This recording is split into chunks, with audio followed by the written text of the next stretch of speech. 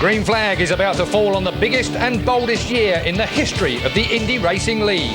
Major manufacturers like Toyota and Honda have switched codes and joined the IRL. With them, top teams and star drivers like Britain's own Dario Franchitti have moved too. A cracking 2003 season is in prospect. This is the opening round from the Homestead Miami Speedway. Hello and welcome to a brand new season of American motor racing here on Sky Sports. We've been bringing you the Indy Racing League since that faltering start back in 1996. But now the league has definitely come of age. It's without question America's #1 single-seater series, and today we're at the Homestead Miami Speedway, which is a few miles southwest of Miami, and you can expect a titanic battle with 18 cars already lapping within a second of each other in qualifying. Here are the headlines. Andretti Green Racing fill the front row with Tony Kanaan inching out team boss Michael Andretti. But for many, the qualifying speed of double champion and double Miami winner Sam Hornish Jr. is the surprise. The Chevy engine was said to be far behind Honda and Toyota in the power stakes, but he outqualifies the best Toyota-powered car of double Indy 500 winner Helio Castroneves. And there was an unhappy qualifying session for Edinburgh's Dario Franchitti in the third Green Team Dallara. He lines up on row 4. So a great deal to talk about. With me is one of our regular pundits, Christopher Tate. And like several of the drivers, Christopher has moved teams too. He's now the European Chief Executive of Elan Motorsport Technologies, who build the G-Force chassis, which are racing in IRL this weekend. Well, we'll be hearing a lot more from Christopher later in the programme, of course, over the next 2 hours or so. But now we can join another familiar face at trackside, is Lee Diffie, to bring us right up to date.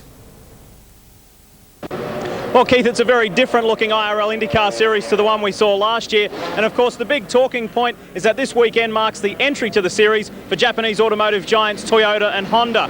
Now, Toyota have invested heavily in this project, and that's reflected in the car count on the grid. 10 Toyotas versus 6 Chevrolets and only 5 Hondas. Now, to add to that manufacturer diversity, we've seen 6 drivers make the transition from kart to the IRL series. Most notably, of course, Michael Andretti and 1998 champ Kenny Brack, who rejoins Team Rahal, and they're in a Honda. That'll be one to watch. It's an interesting situation. Now, of course, it wouldn't be an open wheeler show on Sky without talking about our favourite, Dario Franchitti. Dario is one of those 6 who's made the transition. He's with his good buddy Tony Kanaan at the new Andretti Green Racing, and so far he's enjoying this new challenge. Dario, new season, new challenge. How's it all going? Yeah, so far so good. We've had a couple of test days, I think 8 days. Never feels enough, but we're still doing last minute changes to the car. With only 45-minute sessions here as well, it's pretty frantic in the pit lane. Tell us about these cars. I'm sure everyone at home wants to ask you the same question. What do they like to drive? Is there a huge difference? There is a big difference. A big difference to what I'm used to. There's also a big difference to what I drove at Indianapolis last year. We've really managed to cut down the weight in the rear of the car, get the engine a lot lower, so you really feel that now. It's a lot more responsive. And with Honda and Toyota in the championship, the power levels will keep going up every week. So they're getting quicker and quicker all the time. So far in pre-season testing, it seems like a pretty square fight, Honda versus Toyota. Chevys are a little bit slow. Is it going to stay that way for the season? I think Chevy are working hard to keep up, and I'm sure they will have, they'll keep the pressure on. But right now, it does appear that the Hondas have the advantage with Toyota, and those guys really want to win badly. And the Japanese guys, we just push each other all the time. Work to do then for Dario. The start of the race is now just a few seconds away, so let's join our commentary team at trackside, Larry Rice and Gary Lee.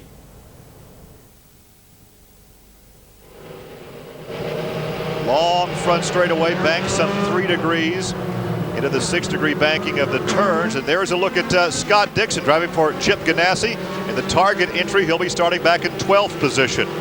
Yeah, this young man has high hopes. He's from a road racing background, but very fast on the ovals. Felipe Giafoni won a race last year. He'll be starting 15th, driving for Mo Nunn in the Hollywood car. Also a former Rookie of the Year in this series a couple of years back. And there is Al Unser Jr. starting back in 11th position, driving one of the 2 Kelly entries. He's teaming with Scott Sharp for Team Kelly.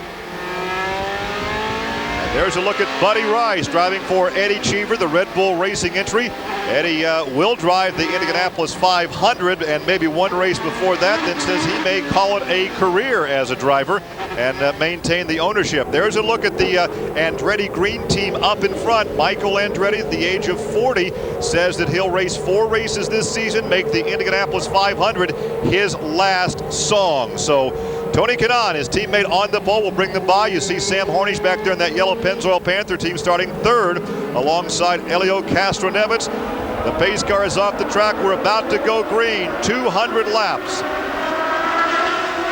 A drag race, and look, on the outside, Castroneves tries to make it 3 wide. And this groove is very narrow this early in the racetrack, and look at Andretti takes the point, and here comes Castroneves. Tony Kanaan drops from the front row to third position. Tony Kanaan said it's too early for this nonsense. I'm going to let these guys go. And you have Jill DeFerrin up there running in fifth position. So the Andretti green team, the Penske team, as they start to string out here on this first circuit. Michael Andretti, who at the age of 40 says now he's going to call it a career. He has won twice on this racetrack as well.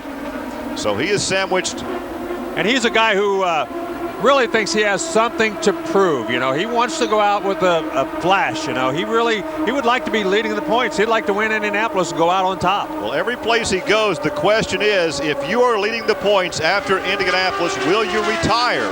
And consistently he has said, hey, what a great way to go out. So right now he leads the race.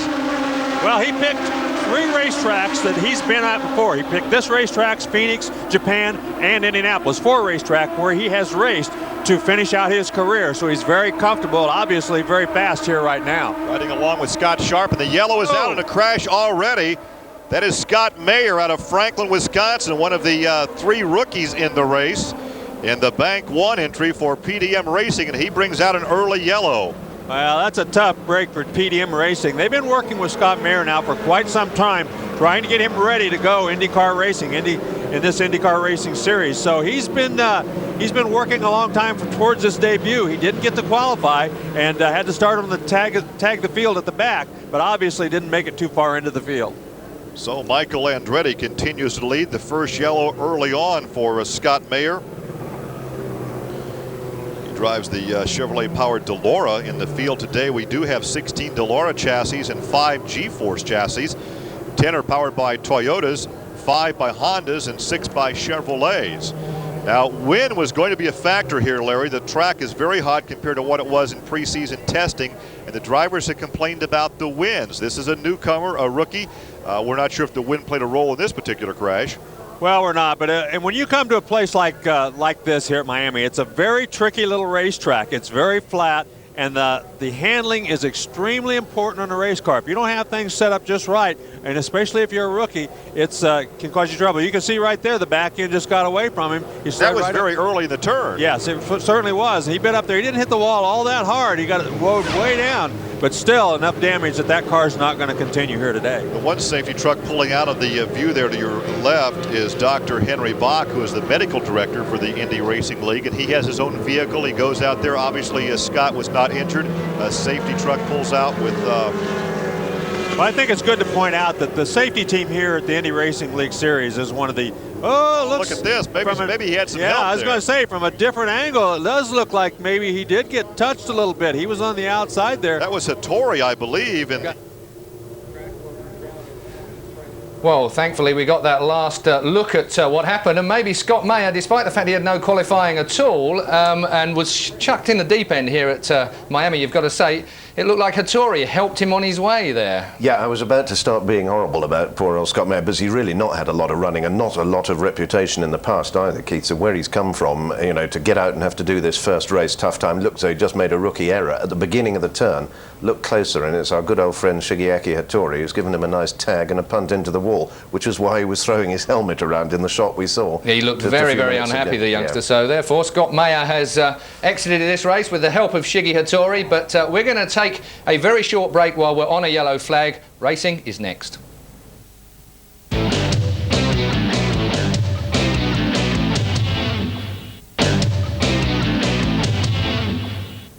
Welcome back to the 2003 Indy Racing League opening round. It's the Toyota Indy 300 from Miami, Hampstead, and we have here, of course, Christopher Tate, a regular pundit here on Sky Sports. Now then, this year, while we are on this yellow that Scott Mayer has quite given us at this particular point. We've got all new chassis and all new motors, all new rules this year for Indy Racing League. They've not left anything unturned, have they? No, I mean, this really is a completely different year, Keith, for the IRL, and I think it's going to be a great year for the fans too. The arrival of Toyota and Honda really changes the game completely, and Chevrolet have found it difficult over the winter. Good to see Sam Hornish, the reigning champion, with his Chevy engine up there quick, but you watch the way they're going to jump away from this restart. I bet you the 4 Honda cars get away quite quickly, the 2 Andretti Green cars and the 2 Penske cars. Everybody said that the Chevy wasn't going to be the one to do the business, but certainly his qualifying position, Sam Hornish, what has he got that's over the rest of the Chevrolets there, Chris?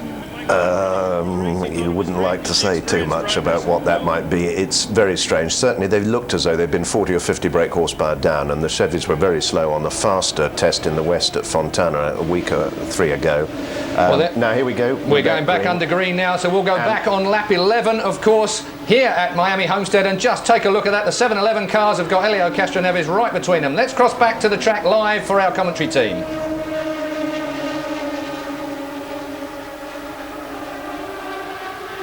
They work on lap number 9. Whoa, look at that. He had to get out of it. He had to get on the throttle. He certainly did. When he did, he pushed up the racetrack. Kanaan may be able to get around him. He's going to. It's very goes loose. to second. It's very loose up there on the top. Once he got high, he lost all his momentum. And look at the Farron on the inside. So look at Castroneves loses 2 spots. He was challenging for the lead. He drops from 2nd to 4th. Well, it was all brought about because he had to get on the brakes. He almost touched wheels with Andretti. He had to get on the brakes, and when he did, he lost all of his momentum, and with it, 2 spots. Dario Franchitti back there in 5th position. Scott Sharp has moved up. He's now in 6th, and Sam Hornish lost another spot on that restart. So the restarts are not very good to him right now. There's Sarah Torrey Fisher. is already 3 laps down, so there may have been some contact that did some damage to that car, and he's come to the attention of the A.J. Foyt crew, but he's 3 laps off the pace. There's Sarah Fisher. Yeah, she's running last on the racetrack right now, obviously having some sort of a problem because she qualified very well. She was the 2nd fastest Chevrolet in the field. 22 years of age. In fact, she and Scott Dixon share a birthday on October the 4th.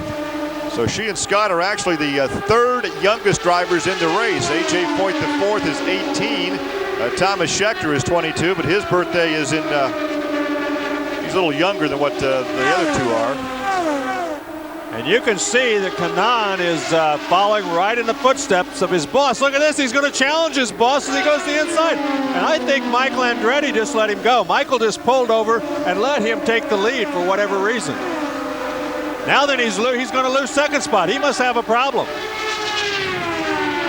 Michael Andretti's lost 2 spots in less than a half a lap. So obviously there's a problem there.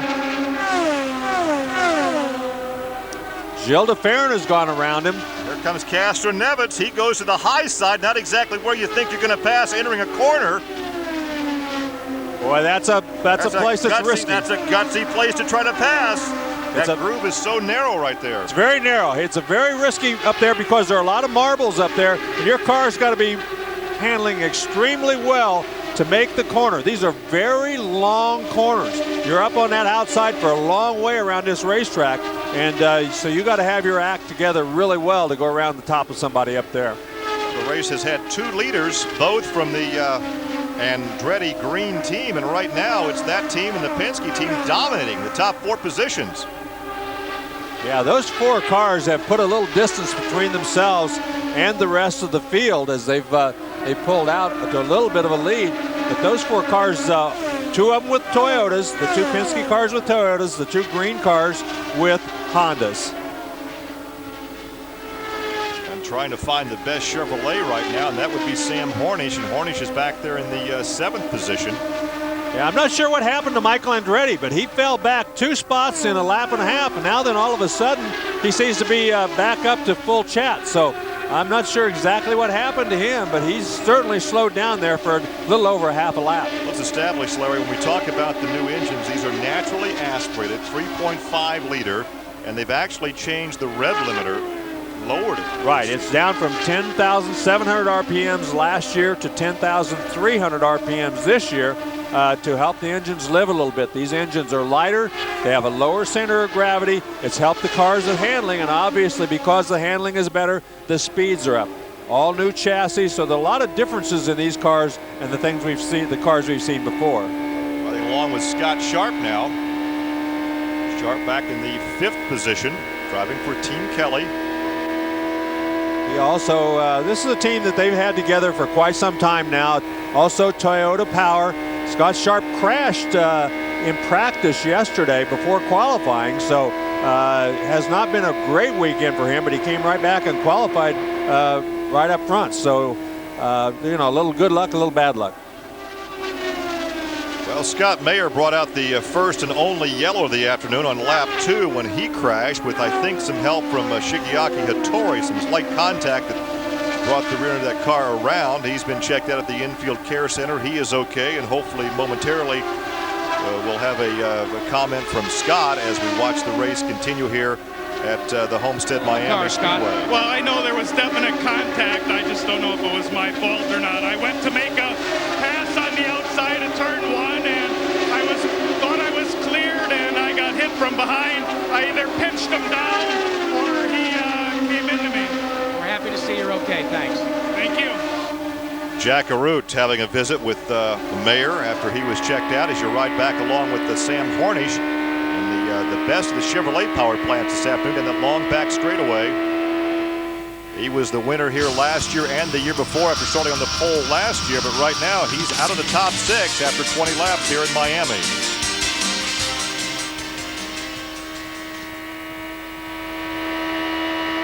Tony Kanaan, who left the Mo Nunn operation last year to join the Andretti Green team this year, qualified for the pole yesterday. Now is showing the way. Yes, he is. There's a look at Giafoni. Now there is the Mo Nunn car, Giafoni, out there right now. He's Giafoni had a great year last year. Didn't win, but he still had a great year. Finished up front most of the time. Well, he started in 15th, currently running in 14th, so not much of a change.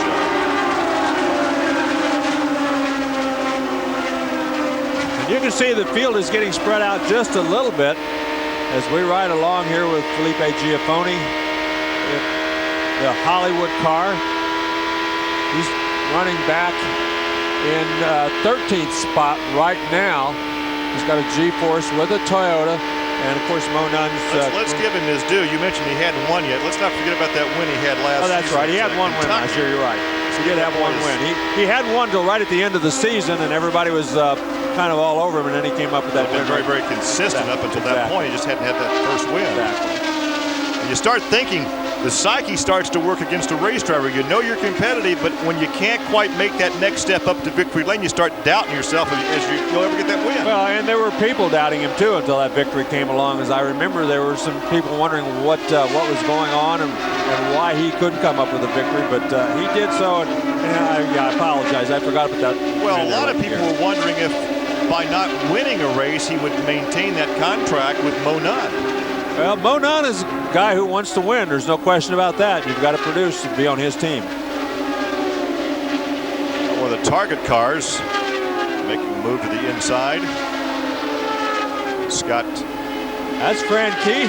That's Franchitti. They're really going at it. Franchitti got past it. He goes back around him going into turn 1. Schechter in the target car for Chip Ganassi. Of course, Thomas Schechter had 3 pole positions last year and a win in a volatile type relationship with Eddie Cheever. So once again, Kanaan continues to lead this thing in car 11. Happy to present live coverage of the Grand Prix of Miami. Gary Lee along with Larry Rice, the first of our 16 live events with the Indy Racing League IndyCar Series, and Tony Kanaan, who started from the pole position, relinquished the lead early on to his teammate Michael Andretti, but he came back around on lap 14 and has led since then. Yeah, he's coming up to lap Sarah Fisher right now as we go back to Sam Hornish, who is back in 8th spot. He's lost another spot to Thomas Schechter, so Sam Hornish not nearly as strong as he had hoped after a very good qualifying time. Well, if this race continues to go green, we're going to look for at least 3 pit stops. And of course, there may be some handling problem with that car that they can rectify in the pit stop. I think we're going to see more than 3 pit stops just because of the tire wear. I don't think they're going to be able to run 50 full laps without a pit stop. Well, actually, the fuel load will last longer than the tires will last. Exactly. So Kanaan and Andretti are teammates. DeFerrin and Castro-Neves are teammates, and those 4 occupy the top 4 positions. And we really should not be that surprised, because we expected these 2 teams to offer a whole lot of competition to the likes of Sam Hornish for the title this year. And that's Scott Dixon following Sam Hornish, and he's been picking up ground on him. So whatever the problem is with Sam Hornish's car, we were on board with him there for just a minute ago, and we couldn't hear any obvious engine problems, but he is not gaining ground, or is losing ground actually a little bit at a time. Well, don't count Sam out, because in years past we have seen Sam early on drop back, and we expect there is a problem, and all of a sudden when the race is near the end, he's back up toward the front. Well, it's a very good team. They've been together for a long time. The thing they're really fighting right now is the lack of horsepower, and they really, Chevrolet's been working extremely hard. They've been making some progress, but I don't think they really have made all the progress they need to make. They're going to try to get some new engine parts before Phoenix, and that should help them. Well, you know that Chevrolet is working real hard in R&D, because they've been the king engine on this circuit, and they don't like this competition from Honda and Toyota. So they're going to throw some more money into the R&D, and they'll come up with some good components. Well, one of the things that happened is they were concentrating on winning races last year, so they didn't have the manpower or the money to throw at this new engine last year. Remember, Toyota and Honda had all last season. They did nothing but test and work on their engines. Chevrolet did not have the luxury of doing that. They had an engine that they were racing last year in this series, so it made a big difference, and I think that's one of the reasons they were a little bit behind when they went to their first test this year. Is that the Epson car they're going by there? Couldn't tell. Yeah, I believe it is. That's the Hattori car that is racing under the A.J. Foyt colors, at least through the Indianapolis 500. Then we expect that Ayrton Dare will be back in the cockpit of that race car. I'm not sure that is. That's 27. That's Franchitti. That's Franchitti. He is really falling off of the pace. He was up, he was battling. Franchitti is really backpedaling. Yeah, he's lost several spots here in the last couple of laps, because he was challenging for 4th there at one time. Now we go back on board the number 9 car of Scott Dixon. Take a look at Tony Kanaan leading 33 of 200 laps here in Miami.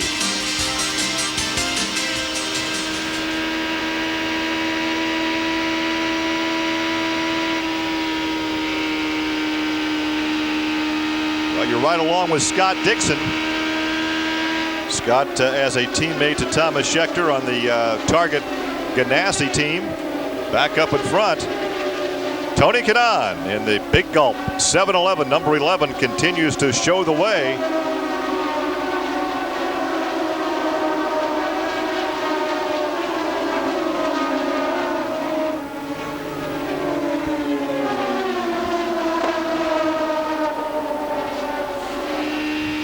That is the yellow Pennzoil Panther entry of Sam Hornish right in front of him. You see the clouds start to build overhead. It's not uncommon here in the south of Florida that they get some rain in the afternoon, but let's hope that that does not happen here and the weather is not a factor in this event. Second race out in 3 weeks. We will be in Phoenix, Arizona. There's a look at Kenny Brack, former champion of this series. That is the Rahal, the Team Rahal, which is co-owned by late-night television host Dave Letterman. That's the Pioneer entry. Bobby Rahal, a former champion of IndyCar racing, a former winner of the Indianapolis 500. And, of course, this driver, Kenny Brack, won the series title and the Indianapolis 500 while driving for A.J. Foyt. He's lost a couple of positions from the start of the race.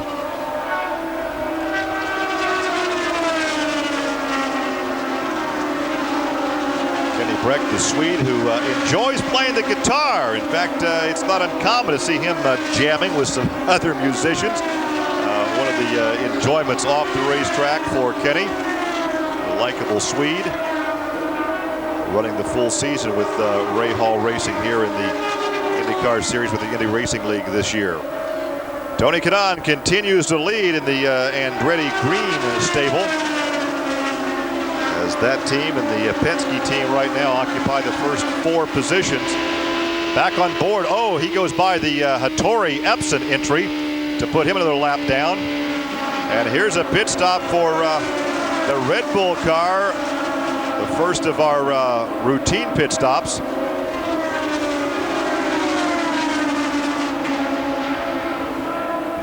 Buddy Rice, a quick pit stop to the attention of the Cheever crew. Yeah, I'm sure that was such a anticipated stop, still a little early. Yeah, it might be a little bit early, but I think, you know, that when the handling goes away, sometimes you're smarter to come in, get new tires, and get back on the racetrack rather than waiting for that yellow flag, because sometimes if you're running so slow on the racetrack, you're losing a half a second or so per lap. It doesn't make any sense to stay out there and keep struggling along. Come in and get new tires, change what you need to change, and go back out there and be competitive again. Only 2 leaders in this race. Michael Andretti, from his outside pole starting position, took the lead at the start and led the first 13 circuits. And now Tony Kanaan has led since then.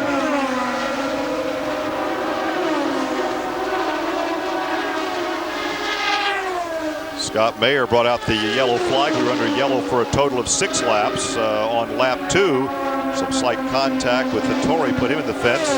Here's a look at the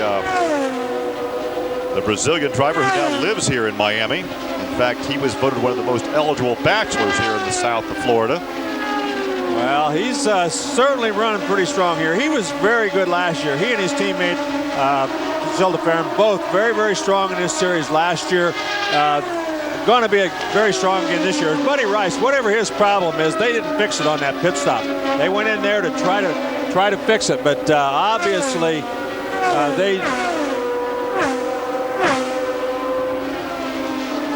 they didn't get it fixed, because he's really, really slow on the racetrack. Well, of course, he joined forces about mid-season last year with Team Cheever. Cheever will run himself at the Indianapolis 500, and has indicated that he will retire as a driver and continue on in the ownership role of this team. So a couple of active drivers are looking to retire after Indianapolis, both Cheever and Michael Andretti. Michael Andretti has led the most laps at Indianapolis for any driver who has yet to win the 500. So a lot of fans would like to see him win as he goes out into retirement.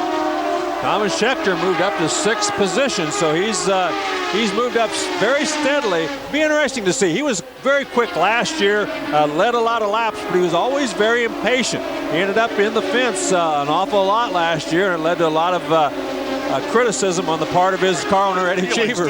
Yeah, a lot of money spent by Eddie. So we'll see if he's a little more patient this year and a little more matured. I think that probably is going to be the case. Calls Cape Town, South Africa home, but he lives in a condominium in Indianapolis. And in fact, he made a comment. He's a real health buff. And he says if he's lying on the couch at 11:30 at night, he thinks he's wasting time. And I said, Thomas, when you get to be my age, it's good to be on the couch watching television at 11:30 at night.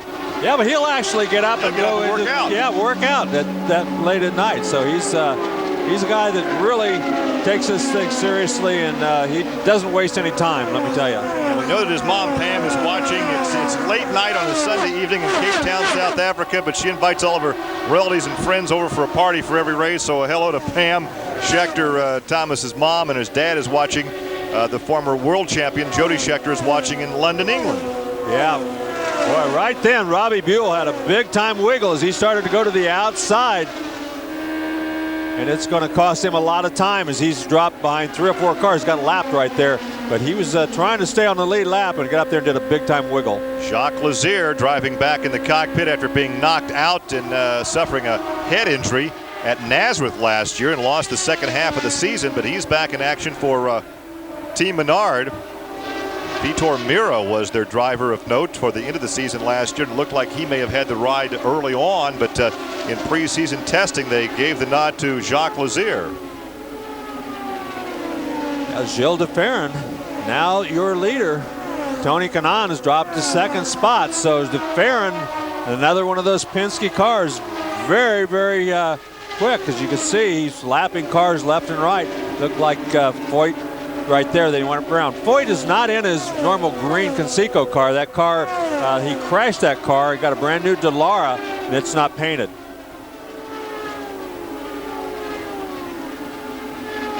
Well, de Ferran is your leader, the third leader of the afternoon, and they certainly are approaching their pit window right now. He took the lead on lap 47, and we're looking to go 48 to 52 laps. We had those 6 laps under green, or under yellow, I should say, which means it may move the window up a little bit, but we're looking at some pit stops from our leaders in the next 3 or 4 laps. Yeah, I'm surprised that they've stayed out that long. You heard Al Spire say that tire wear was going to be a huge problem in all this heat and this very flat racetrack. You know, I thought before now they would be coming in, especially on the first pit stop, but nobody wants to, you know, they all want to wait on that yellow, it looks like. On upper left, you see what positions they're running in and how far back of the leader, and those drivers who are a lap down. Yasukawa and Buell a lap down, as is Lazier. A.J. Foyt the third, or make that the fourth, is 3 laps off the pace. Buddy Rice made that early pit stop, and he is 3 laps off the race. Leader, Gilles de Ferran continues to lead over Kanaan, and Andretti back there in the 4th position. Yeah, Kanaan right, been getting a little bit of pressure now. They see de Ferran, he's going to be pitting before long. They've all got to be pitting. Now there is Robbie Buell. Now Robbie was off the pace by a couple of laps. Yeah, he got lapped. He got messed up down there in turns 3 and 4 and lost. That's when he got lapped, trying to get around the car in front of him. And when he did, he got up in the marbles, and the whole lead pack went around him. Well, keep in mind that de Ferran finished 3rd in the points championship last year. He was really in the hunt until 2 races to go, had that concussion, had to sit out the last race of the year. The last race came down to almost a photo finish between his teammate Castro Neves and Sam Hornish. Sam Hornish won the event, his 5th win of the season, and collected his 2nd straight title. There had been some speculation, Larry, that de Ferran might retire after that crash, but has come back strong. And here comes Hornish. Hornish consistently dropping back, but remaining in the top 10 here this afternoon. So he'll come to the attention of the Rocket, Kevin Blanche, and the Pennzoil Panther racing team. Simon Morley, the crew chief. You can hear that sputtering in the engine. That's the rev limiter. That thing helps so they don't go too fast down pit road. It's 60-mile-an-hour speed limit. They hit the button. It only let them go 60 mile an hour. So that's what you heard. That's the reason it was cutting out. There's the time of the pit stop in the upper left-hand corner. 12 seconds. A good pit stop for the Panther team. So he was the first of the top 10 to make his stop this afternoon. Let's see how that plays out. Yeah, I think Verge off the second corner on the backstretch. Because he was falling back a little bit, I think that's one of the reasons he did go on and make his pit stop. There is Sarah Fisher. Now Sarah was several laps off the pace. Sarah has had a couple of podium finishes in the Indy Racing League and the IndyCar Series. Plus she had that pole position last year. Well, she ran 2nd at this race, if you remember. So she's had a very good run here, but not today. Well, here's Scott Sharp. Sharp back in the 5th position right now. He pulls up behind Michael Andretti. Castro Neves, the top 3 as you go back on board with Scott Sharp. Thomas Schechter has made his pit stop, or is about to make his pit stop. The Target Ganassi car hits the mark. And the 22-year-old from Cape Town, South Africa awaits the service to be completed by the Target Ganassi team. And one thing I think that you're going to find that he has learned since last year is the patience. We talked about that earlier. He was fast last year, but he crashed a lot. I think you're going to find a more patient driver this year. And that was Castroneves going past Tony Kanaan. So Castroneves here at the end of this run seems to be quicker than Kanaan. Now he drops right down to the bottom, and he's going to head for the pit area. So he made that pass and right away heading for the pit area. So this is the third place car right now. Well, there's the Panasonic entry, Roger Yakasawa. He was quick in all the pre-season testing, but did not qualify all that well yesterday. And here comes, there's DeFerrin. There's DeFerrin. Both Penske cars in the pits right now. DeFerrin, your leader. Castroneves, who was running in second. Both of them on pit lane. So we'll see what happens. You can see that it takes them longer to put fuel in than it does to change the tires. If you have a full fuel load, it takes longer to get that fuel in than it does to change the tires. So this will scramble the position slightly as we're making routine pit stops under green. They're expecting, there's the Hollywood car, the Mo Nunn entry of Felipe Giafoni. Before the race, we talked about a 3 pit stop race, but you indicated you expect more than that. Well, I expect more than that, but so far the racing has been so clean. Oh, he killed the engine. He started to take out off, and he was stopped. He started to take off. They stopped him because they didn't have the fuel hose out. And when they did, they had to go back in and restart it. That'll cost him 10 or 15 seconds. That's a big mistake. Well, here's the number 7 of Michael Andretti, who led the first 13 laps of this race here this afternoon. Very calm, cool, and collected as he sits in there. They're making a wing change. You can see right there. That's what they were doing. When you turn those little knobs, you're making a wing change. Either more wing or less wing. I would guess today he's probably putting a little more wing in it. Well, he says he is enjoying the business side of owning a racing team. And here comes Tony Kanaan. The other one of the team green cars. 7-11 Big Gulp. They had to talk to some other car owners about getting that 7-11 combination for car numbers this year. A.J. Foyt gave up the number 11 car, and Al Unser Jr. gave up his number 7, so the Andretti green team could have the 7-11 because of that sponsorship. So Kanaan. Yeah, Kanaan, that was a very good pit stop. All those guys had very good pit stops. As you ride back along with Sam Hornish.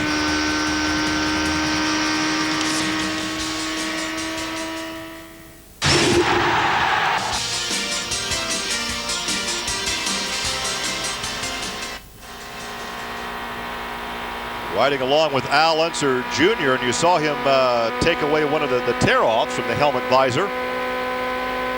Yeah, he hasn't been a big factor so far. He's running very well, very consistent, but he hasn't been up in that top 6 or 8 guys that have been consistently in the lead pack. Of course, the Penske cars and the Andretti cars have been amongst those top 4. Thomas Scheckter now is making himself known as he's moved into that group. Well, I tell you what, if you could have just held off on that pit stop and made the pit stop under yellow here. Well, nobody could do that. Unfortunately, it was probably 15 laps beyond the real limit of where they should have been. Some of them waited till about lap 55. That's about as long as you're going to go. Well, Unser back in the 11th position right now as DeFerrin leads for the second time this afternoon. We've had 4 different leaders: Andretti, Kanaan, DeFerrin, and Kenny Breck. Kanaan has led twice. DeFerrin has led twice.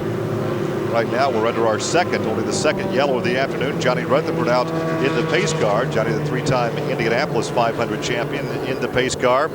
Once again, we had some debris reported by the observers on the racetrack, so we go to our second yellow of the afternoon. Yeah, it's going to be interesting to see how this all plays out. Some of these guys might come into the pits and make a pit stop, and it looks like they are going to come in and make a pit stop because even though they've only been out there about 20 laps, it will extend their window.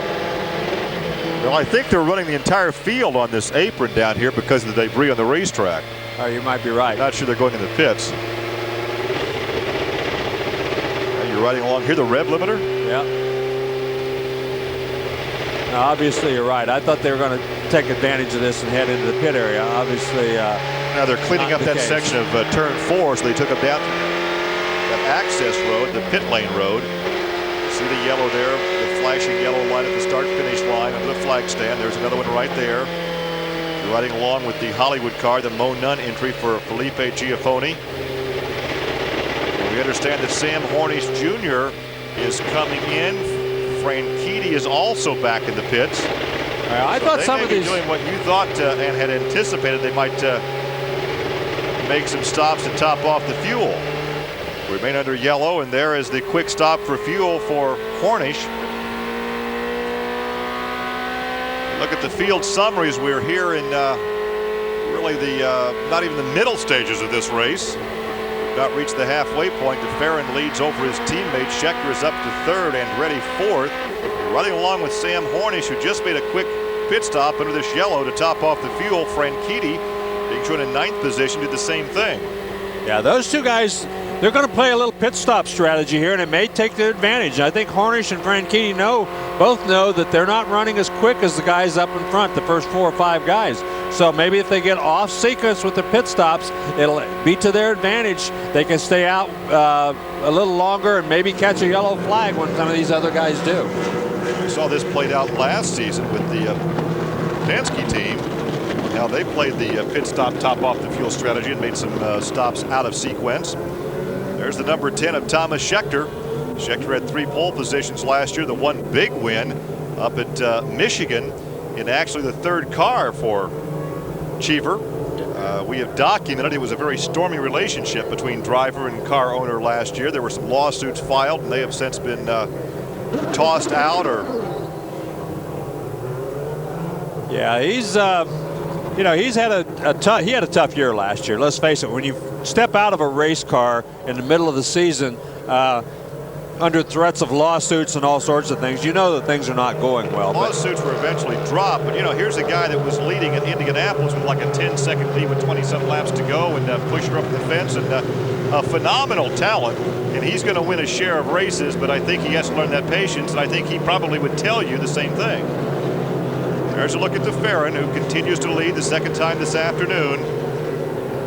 Yeah, he's done a great job. That old Penske, I mean, whenever you come to an Indy type race and Penske's there, you've got to consider him the guy to beat. He's proven year after year after year that his teams are the guys that are, you know, always tough. And there's Castroneves. He's now in 2nd place, and you can see that he's got 2 lapped cars between himself and Gilles DeFerrin. So he's got a little bit of a problem getting around those 2-lap cars, getting up to his teammate. But right now, at this point in the race, less than halfway mark, I think he's very happy to sit there and run in that 2nd spot. Well, right now we're hearing from the scoring. We'll have 2 laps before we turn them loose. There is Thomas Scheckter in the target car, presently in 3rd position. All 3 of those top cars now Toyota-powered cars with the large chassis. There's Andretti in car number 7, Tony Kanata number 11. Michael Andretti is currently 4th. Yeah, that's the first Honda-powered car on the grid right now. So Andretti running in 4th is the first Honda-powered right car. Behind him with Honda power. The 2 green Big Gulp 711 cars, as we documented the numbers going along with the sponsorship. Green used to be kind of taboo in the United States as a color of race cars, not anymore. It was considered unlucky, and you would never get Mario Andretti, Michael's dad, to drive a green race car. And there's Scott Dixon back in 9th position. So, and there's Scott Sharp. Scott's back in the 7th position. They're still working on the debris. I'm not sure what that debris was, but you can see the safety crew up there on the racetrack coming off the 4th corner at the head of the main straightaway. And that's where they're taking the yeah, they've been out there for quite some time. That access road. Sam Hornish currently running back in 8th. He did make a pit stop, so he can go about 15 laps farther than our leaders. So he's in a good position now if things fall right, that he could get up near the front if things went well for him.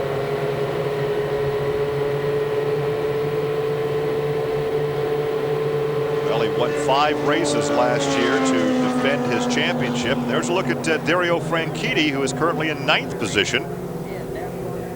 Yeah, and he's the 3rd Team Green car. Different sponsor, different color car, but it is owned. He will be the second team green car after Michael Andretti retires after Indianapolis. They will only run 2 cars for the rest of the year after that, but right now what he is most famous for is who he's married to. Ashley Judd, the movie star, the actress, is his wife, and they live, I think they're living down in Tennessee someplace, aren't they? That's where she's from. I'm not sure. There's usually, well, of course, he's from Scotland, but there's usually the biggest crowd in the pit area is around his pit looking at a glimpsing for her, trying to find a glimpse of Ashley Judd, as we'll go one more lap and then we'll go green. Well, and it'll be interesting to see if Castroneves goes after these 2 lap cars and gets up there and tries to challenge his teammate, or if he's going to be content just to run back there in second spot for this next segment of the race. Make it to, lap 100, 105 before they have to make the next pit stop, and then do something about it. So they've got another 25, 30 laps before they'll have to make another pit stop unless there's a yellow. But this has been a very lengthy yellow for debris. And we'll see the furled flag. There's an indication from the pace car. One more lap. And so this time by, when they go through 3 and 4, they'll be up on the racetrack. Well, we will turn them loose there from the starter stand. You can see the furled flag. The pace car has pulled off. And once again, the field belongs to Jill DeFerrin. And as we noted, the safety crew here with the IRL Indy Racing Car League, it's one of the best in the business, and I'm sure they wanted to make sure that they did their job absolutely perfectly before they got off that racetrack. We'll also keep an eye on young Thomas Schechter and see what he has in mind, because he's moved up nicely. Qualified in the 9th position, presently running 3rd after the first round of pit stops. There's the restart order with Breck and Unser a lap off the pace. Lazier's a lap off the pace. Takagi is a lap off the pace. The rest of them are running 1 through 6 there as they come through the corner, picking up the throttles. They come off. There is the green flag, and we're back to racing. Yeah, you can see right here a lot of those. Look at Hornish. No, that's Scott Sharp back there in that yellow car, way down on the inside, trying to get around some of those lap cars and make some progress. But Castroneves stayed in line. He did not make a move as he went into turn number 1. Well, there's still a long way to go with at least 2, possibly 3 more pit stops. That's Al Unser Jr., who's actually running right behind him there between he and Andretti. Here comes Scott Sharp on the inside for position. Wow, he was really making a move right there. He's got a great restart, and it looks like he's still running extremely well, even 1.5, 2 laps into this restart segment. On the restart, Schechter lost a position. Michael Andretti has moved to 3rd. Schechter drops to 4th.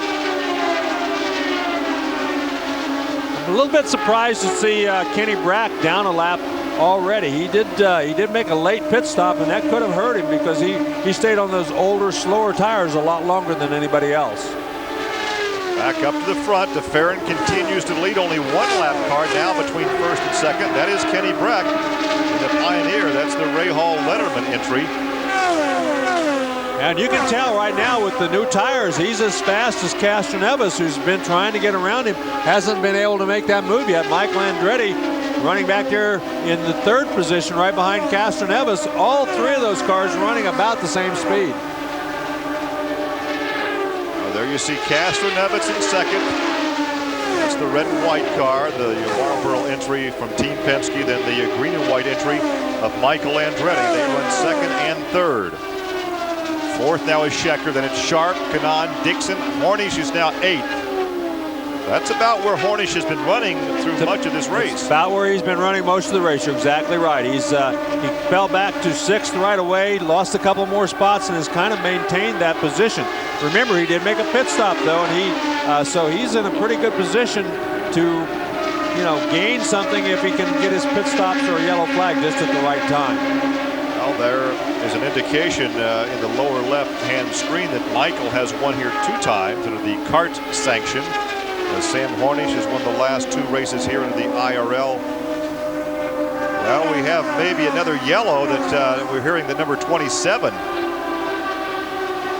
27 and 4 actually made contact. The green remains out, but Franchitti and Hornish made some contact in turn 1. So it'll be interesting to see. There we ride along with Sam Hornish as he and back there in Franchitti 8th and 9th position, Larry. have made a little bit of contact.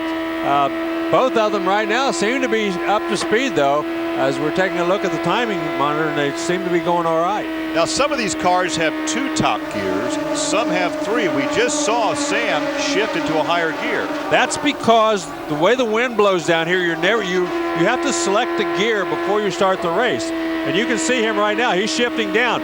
When you're going down the front straightaway, the wind is blowing at you, so you can run a little bit lower gear. Going down the back straightaway, you probably have more RPMs, so you shift into a higher gear. So a lot of them, I think the guys that really are leading this race have 3 top gears. Now, so an oval, and we're shifting gears. You thought you only did that on the road course. Well, there's not Jacques here today. Lazier. There's Jacques Lazier in the Team Menard car, but he's way back in 16th position. Several laps off the pace right now. Yeah, and you can see he's having all kinds of trouble. He moved up the racetrack right there and already has lost 10 car lengths. They've had a shuffling of positions within that team. Butch Meyer had been doing all the engines. They elevated him to team manager a couple of years ago and then just relieved him of those duties. So again, some employment shuffling within the team. So there you have your, after 85 laps, DeFerrin continues to lead his teammate here in Miami.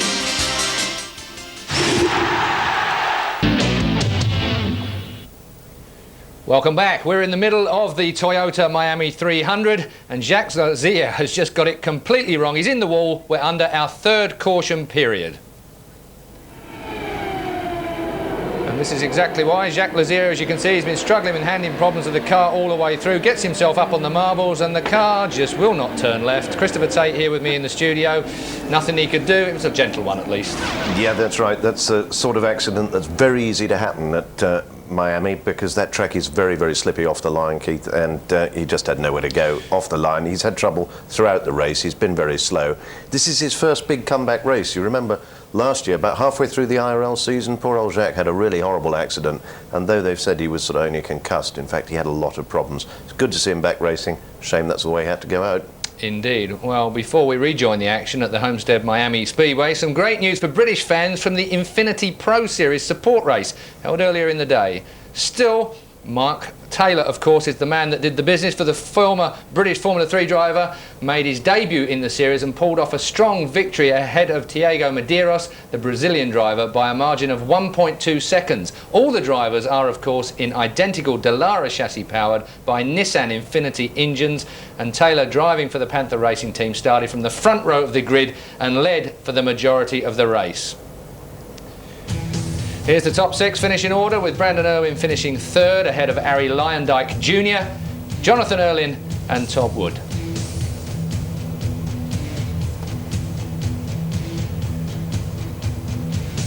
Well, that's the Infinity Pro Series, and this is the view as far as Jacques Lazier.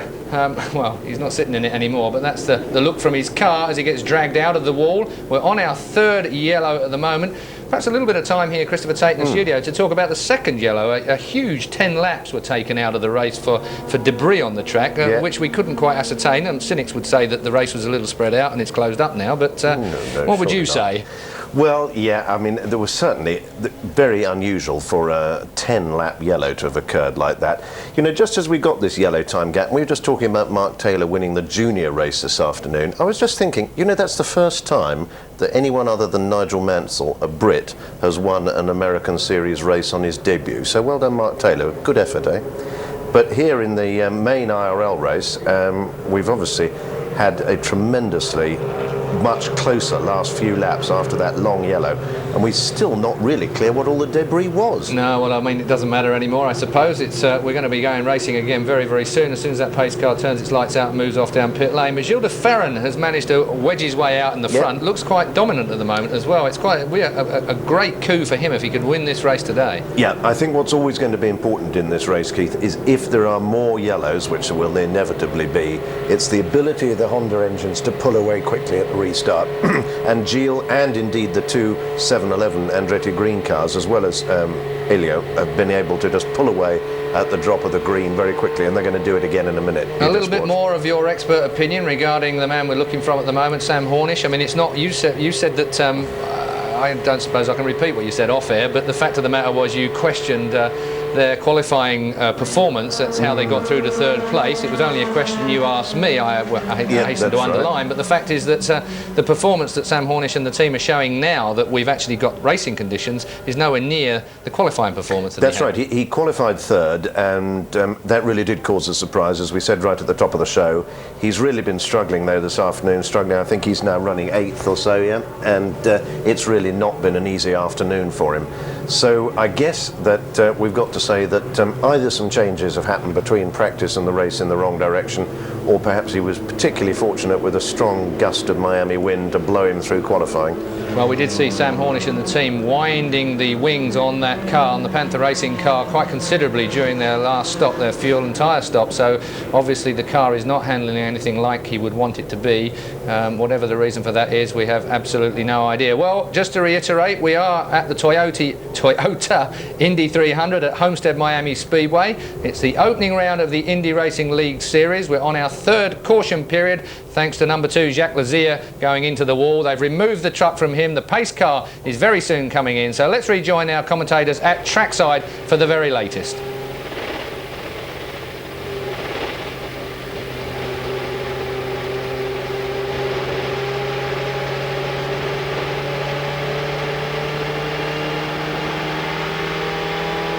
So he has a son in stock car racing, a grandson in the IndyCar series, and the yellow remains out as you ride along with Felipe Giafone.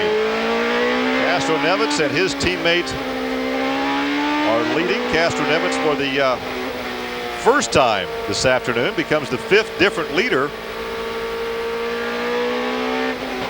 Andretti has led.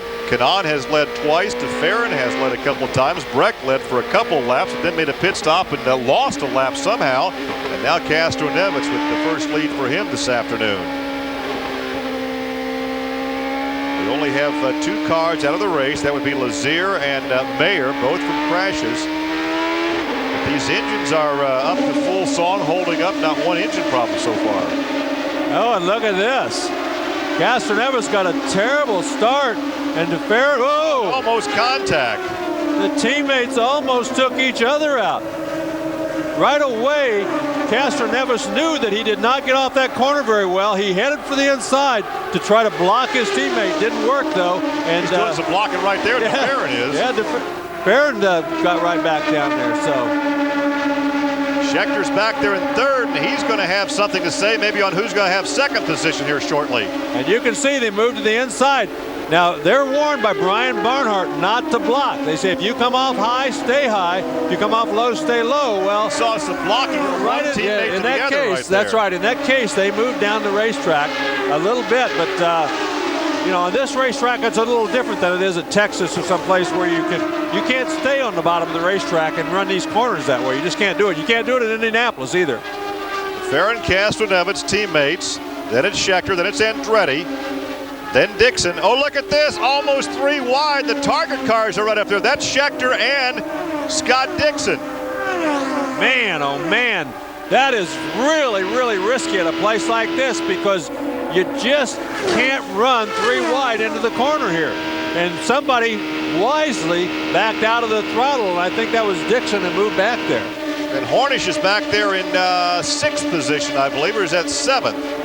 He's in 6th position right now in the yellow car. Boy, and you can see that the teammates battling each other very hard right here. Now, in drafting in stock car racing on a big track like Daytona, Talladega, there's some advantage to the teammates working together. Now, we didn't see the Penske teammates work together earlier because we saw some blocking by DeFerrin.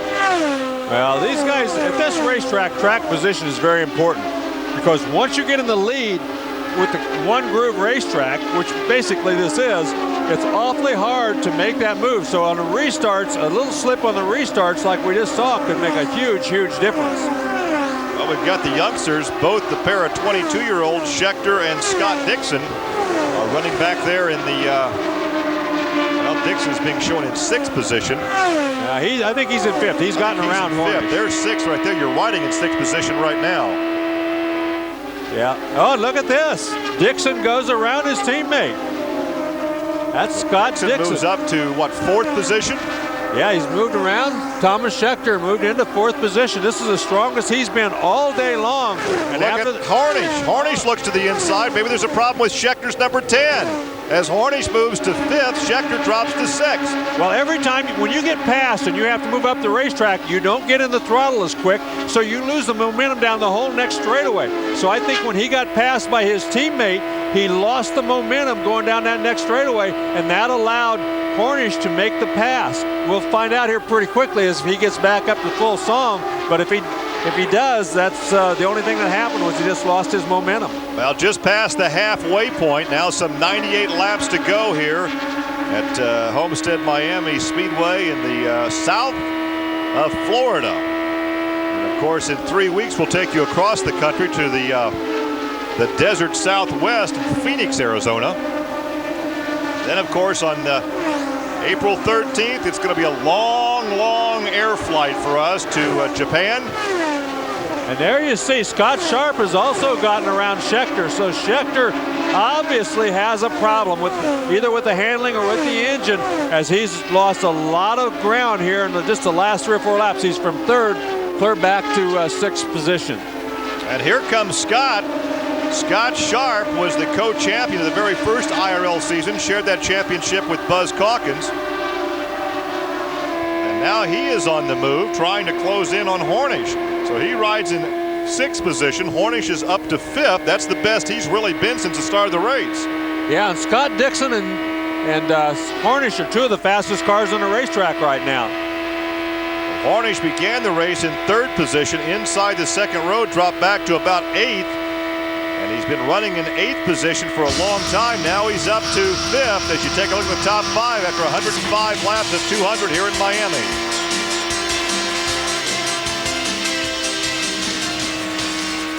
So the Penske teammates continue to show the way here on lap 106.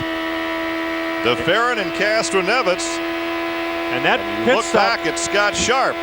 That when Tony Kanaan killed the engine in the pits, it cost him a lot of racetrack position. He's back in 8th spot now, but that is Scott Sharp running in 6th, right behind Sam Hornish. He doesn't seem to be gaining a lot on him, but he's very strong. One of the strongest cars on the racetrack right now. Well, it's DeFerrin and Castro-Neves, then Andretti. Dixon, Hornish is 5th, then Sharp. Schechter has dropped to 7th, then Tony Kanaan is 8th. 9th is Franchitti, and 10th is Al Unser Jr. We've not talked a lot about Al Unser today. Unser began this race in the 11th position, and that's just about where he's been running. Yeah, he stayed there pretty much all day long. He hasn't been a factor up in the front of the pack, but he's been running pretty well. But he is the teammate to Scott Sharp, and Sharp's car does seem to be handling much better. Well, Sam Hornish won 5 times last year. In fact, he led the most laps, but he's not led here this afternoon. Now, Gil DeFerrin led the 2nd most laps last year. Thomas Schechter was 3rd. But Sam Hornish had 2 pole positions and 5 victories, and one of those victories came right here. In fact, he has won the last 2 outings here with the Indy Racing League. As we said earlier, the man who's running in 3rd position, Andretti, has won twice here as well.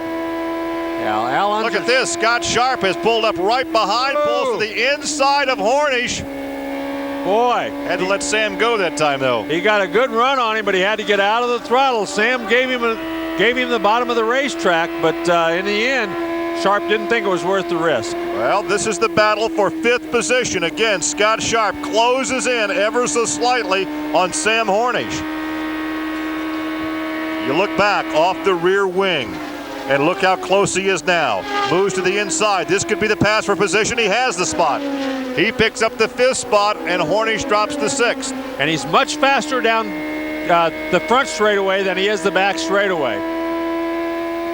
So a pass for position as Scott Sharp moves up 1 spot to 5th, dropping Hornish to 6th.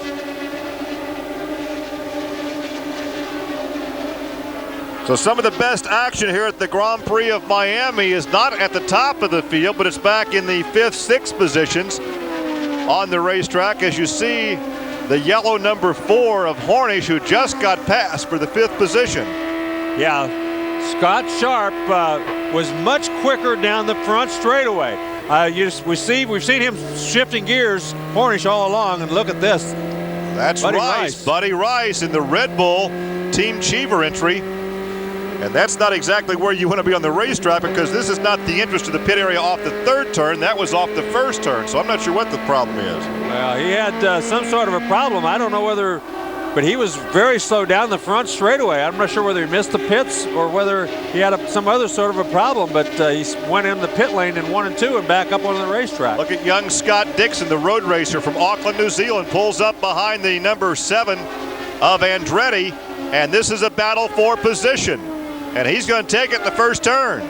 Boy, he certainly did. He made that look easy. Once Andretti got out on the outside, he had to get out of the throttle and just let him go. And all those Kiwis down there in Auckland right now are standing on their feet cheering this young man. Well, of course, the Ganassi Target team knows how to win races. They've won championships, they've won races, and so no surprise that they're competitive here today. They've got a couple of young guns, a couple of 22-year-olds in Dixon and Schechter. And look at Scott Sharp. Now he is all over Andretti, as Andretti obviously has come up with some sort of a handling problem here in this part of the race. So he's slowed down a lot.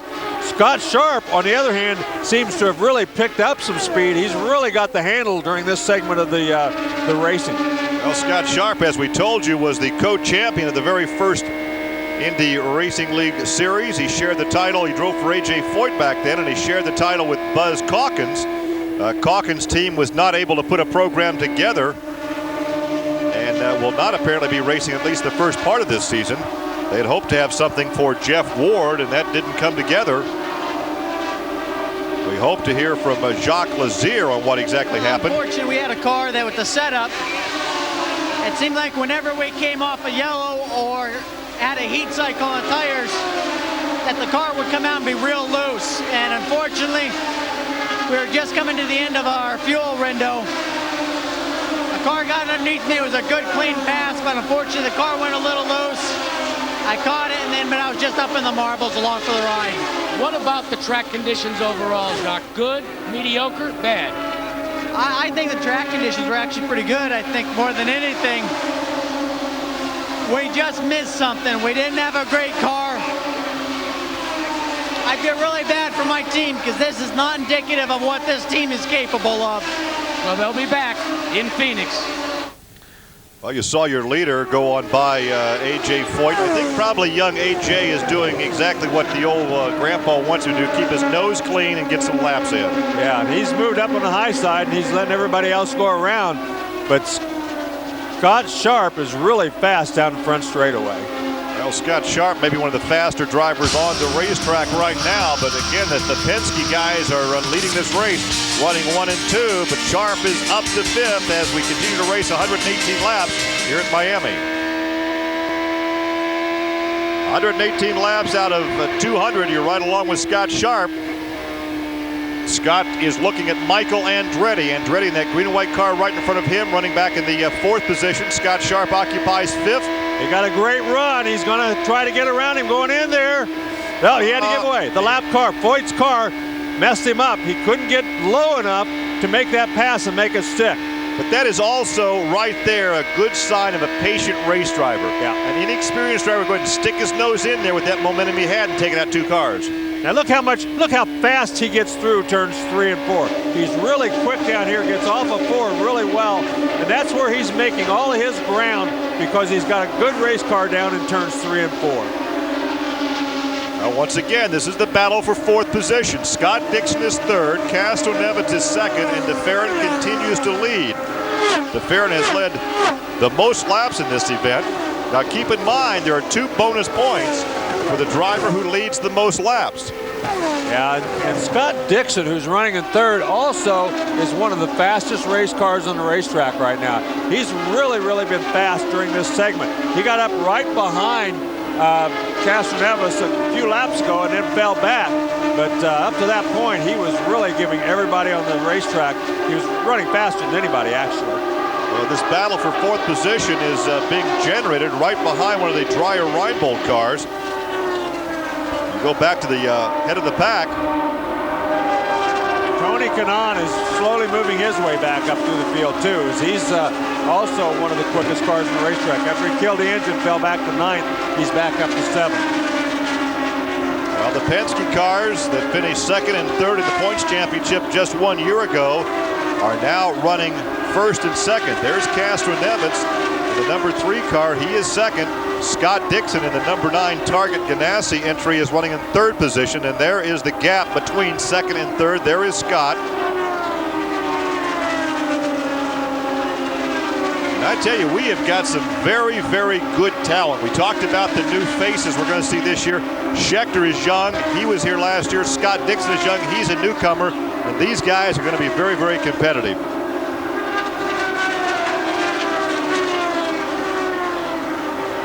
The opening race of the IndyCar Series with the Indy Racing League, the Grand Prix of Miami. We're on lap 124 of the scheduled 200, and you jump back on board with Felipe Giafone. Giafone drives the Mo Nunn Hollywood entry. Won a race last year, was a former Rookie of the Year, another of the Brazilian drivers. Yeah, and he's driven a very steady race. He hasn't been one of the guys knocking on the door up front. As you can see again, Scott Sharp battling with Andretti, tried to get around him that time going into turn 3. Again, the battle for 4th position. Scott had a run at him earlier, but couldn't quite make it. He's going to make it this time, and that changes the position.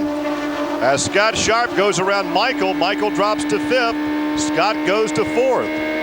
Well, he's been trying to make that same move now for about the last 10 laps.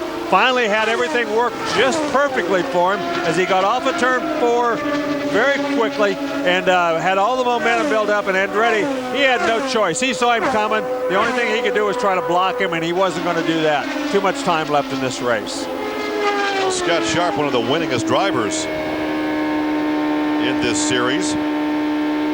Yeah, and he is one of the fastest cars on the racetrack right now as he's running over 300 kilometers an hour, 192 miles an hour. One of the only about 4 or 5 cars running that quick at this point.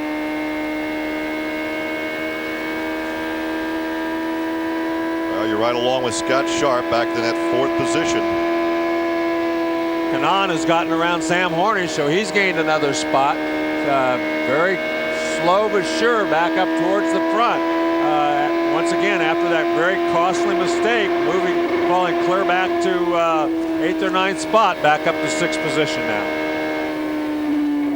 Oh, you can hear him really getting out of the throttle right there.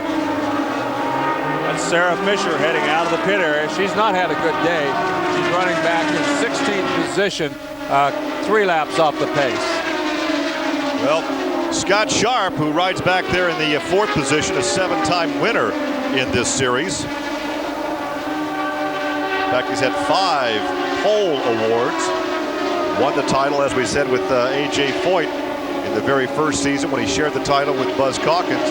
You take a look at Thomas Schechter, who had 3 pole positions last year, 1 at Michigan in the 3rd team car, which came as a really pleasant surprise because Schechter apparently right now has radioed into the Ganassi team that he has a tire pressure problem, so we could see another pit stop out of sequence for Thomas Schechter. So DeFerrin continues to show the way over Castroneves. Dixon now in 3rd, then it's Sharp, Andretti, and Kanaan. 129 of 200 laps here in Miami. So this could be a race. It's going to be a shootout between the Penske drivers, but hang on because Scott Sharp, the Delphi Team Kelly entry, runs back there in the 4th position. A lot of green racetrack in front of him, though.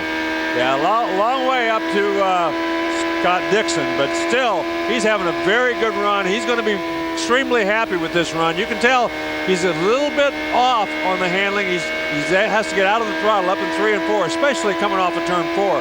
But that corner's been a problem for everybody. There's little Al in the pit area in that Corteco car. Uh-oh, he killed the engine. He stalled the engine.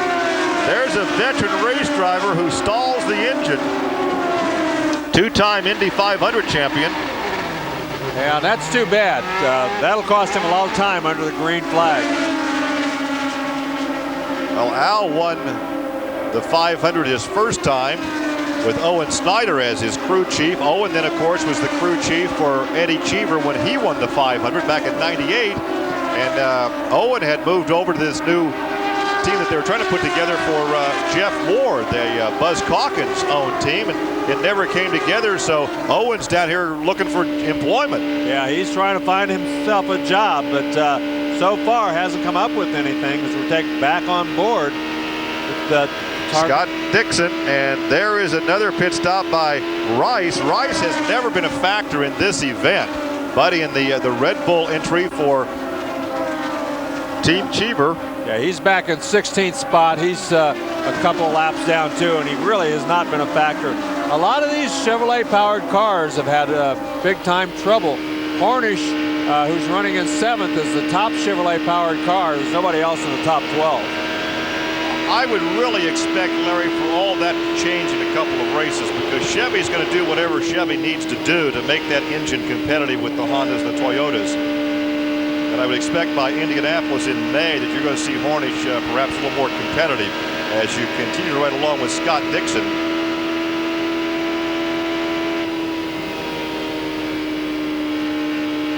Grand Prix of Miami, the opening race of the Indy Racing League IndyCar Series that will include 16 stops, and the first venue outside the continental United States, as we'll take that long airplane ride to Japan in April. There you saw Dixon. He also shifted gears down there between turns 3 and 4, so the wind is a big problem for these guys. He's shifted gears. He's going to get in traffic, probably thinking he needs a little bit lower gear with the traffic in front of him. Now his cowling looks to be more all-encompassing than the cowling on the Ford car with Sam Hornish, because we easily saw Sam make that gear shift, which we can't see all that well with Scott Dixon. Well, they're both Delars. You can make some changes in those body styles. Most of them are identical, though. And there you see, there's a little... Well, we understand now from timing and scoring that Castroneves has been warned on his radio about blocking. Now, that has been a very, very high-profile problem, and that has been addressed by the IRL officials. Brian Barnhart has warned these drivers in the drivers' meeting they will not allow, not tolerate blocking. Right, and there you see Scott Dixon. He's getting around the lap car. Scott Sharp now has to get around him, but probably it was Dixon who was up there that Castroneves was trying to move down the racetrack to block. And you're right, Brian Barnhart is not going to tolerate that. If they give him one warning, the second time it's going to be a penalty. It'll probably be a stop-and-go penalty, so he does not want that to happen. Well, there was some argument last year that Castroneves had been blocking at some tracks, and also Felipe Giafone in that race that he won was accused of blocking, and Brian said, we're not going to tolerate this. Now, they've been very strict on that because there was a lot of that 2 or 3 years ago. There was a lot of blocking going on, and there were some crashes that was caused because of the blocking. So they said, we're not, oh, look at this, Dixon makes the pass. Well, if you can't block, you're going to get past, right? So Scott Dixon goes to second position, and he sets sail for the other Penske team car as DeFerrin continues to lead, and we have to be getting into that pit stop window. Yeah, they're going to have to be making a pit stop before too much longer, but Scott Dixon is the fastest car on the racetrack right now. He is really, really picking them up and laying them down. Tony Kanaan is the other guy back there. He fell way back on that pit stop, but he's really running quick on the racetrack right now and catching the leaders. Now there's the leader right there with one lap car between first and second. That's the A.J. Foyt car, the A.J. Foyt the fourth, between Jill DeFerrin and Scott Dixon. 140 of 200 laps in the book here in Miami.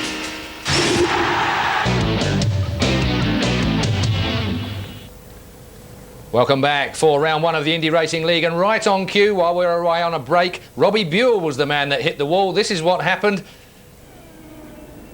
Having already hit the wall, he's spinning off into the infield area. We can tell you Robbie Buell is perfectly okay, but the 24 car certainly isn't. Christopher Tate, I have to say that we had a lot to talk about in that last segment because we've got a race at last. It certainly looks as if it was a little stagnant for a while, but we got Scott Dixon split in the two Penske cars. Gilles de Ferran now is the next one under attack. Helio Castroneves is down in third place, and then Robbie Buell breaks up the momentum. Yeah, that's a shame, that, isn't it? And particularly because young Kiwi Scott Dixon in the G-Force going extremely well. I mean, he really was running beautifully. And to get in between the two Penskes today, who you must admit overall must look as though they're going for a win here, was impressive. He's doing well. And now all the momentum's a little broken up by Robbie's accident. But been a lot of to-in and fro-in through this race. In this last section, we've had a situation where Scott Sharp suddenly found a lot of momentum. What do you put that down to? This track still cleaning up? There's only one groove we've heard from the commentators, and certainly it looks like if you get out of that groove, you're going to go into the wall. Well, I think there are two or three factors. I think the first thing is that none of the teams, with all new chassis and really a whole new set of regulations, are too sure yet about tyre wear and what's going to happen. And you'll see some cars performance degrading much quicker than others as they come to the end of a spell. Now, under this yellow, we're probably going to see a lot of people do a pit stop, so maybe things will change again. But I think tyres have been quite a big factor. The other factor has been the ability of the Hondas to get away quickly at the restart. And the third is that Miami is a very extraordinary place weather-wise, and people are losing 2 miles an hour on lap speeds just because of gusts of winds on the backstretch in particular. So a lot of different factors coming into play. But thank heavens, it looks as though the last quarter of the race is going to really get back up, because we were running a little static earlier on. We certainly were. We can't repeat what was being said here in the studio, but certainly after our build-up at the beginning, we were a little bit disappointed. Well, we're under our fourth yellow. This is what happened. Robbie Buell was the man that found himself sliding uphill. Oh, dear me. Yep, actually he lost that on the transition, though, from coming off the banking onto the flat.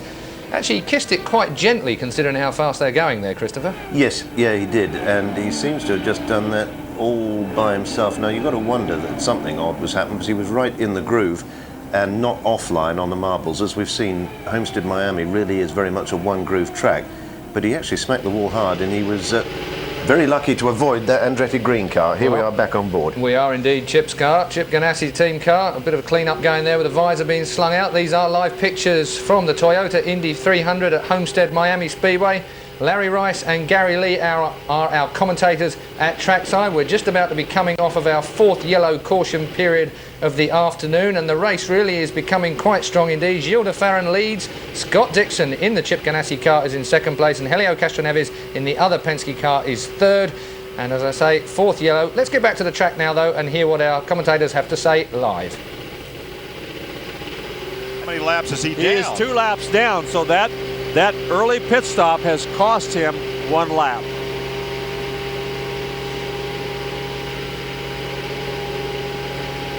And they've made a pit stop, these leaders made a pit stop not only under yellow, but about 3 or 4 laps after Sam, which puts them in a better position fuel mileage wise than does Sam.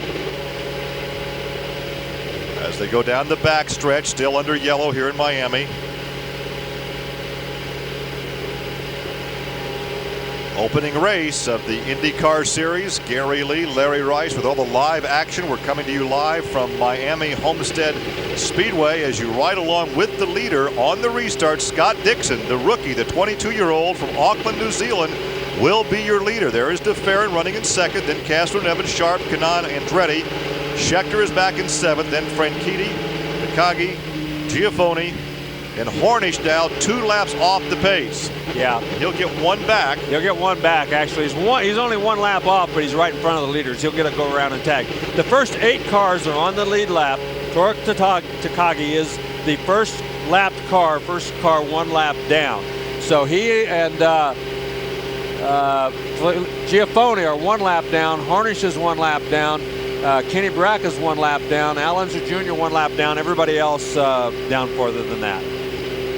Well, we've had 6 different leaders this afternoon. Kanaan has led a couple of times. De Ferran has led a couple of times. We've had Andretti, Kanaan, De Ferran, Breck, Castroneves, and now Scott Dixon, the 6 different drivers to lead this race. There are no bonus points for leading the race, only 2 bonus points for leading the most laps, and right now that would be Jill DeFerrin. Right, and Tony Kanaan, it'll be very interesting to see who's quick. Every time you put on a new set of tires, every set of tires reacts differently. So you never are quite sure. You can do everything identical. You can put on the same stagger. You can make them all identical, but no 2 sets of tires are absolutely identical. And sometimes you get what we call a bad set of tires. Doesn't mean there's anything wrong with them, but maybe the stagger's a little bit off, or something is different about that set of tires than the last set, and it can either help you or hurt you depending on what happens. Well, there's a look at Jill DeFerrin. He's currently in 2nd position. He has led the most laps here. Tony Kanaan is, after that disastrous pit stop, has moved his way back up to 5th spot. So he's back in the hunt, especially with this yellow. He'll be right behind your leaders. There's your 3rd place car, Castroneves. Foyt is going to let those guys go. He doesn't want in the middle of this mess, and I don't blame him. He's going to follow the tail. Well, also, we see a safety crew outside turn 4 at the head of the main straightaway. So apparently some debris on the racetrack not associated with the crash scene. Once again, we're under yellow for a Robbie Buell crash in the Purex car, but he climbed out uninjured. I think all these cars will be able to make it to the end now. They've run enough yellow flag laps. There's 49 laps to the end, and they've run enough yellow flags that they can all go to the end without another pit stop. It'll be interesting to see if there is another yellow, what the strategy will be, how much the tires are going to make a difference. See how wide open this cockpit is right here where his hands are? And it's closed in. This fairing that you see up here by the side of his head on the Scott Dixon car actually flares in more toward the steering wheel than it does on these other cars. So you're riding with Scott Sharp. Sharp back there in the 4th position for this restart, but your leader is young Scott Dixon.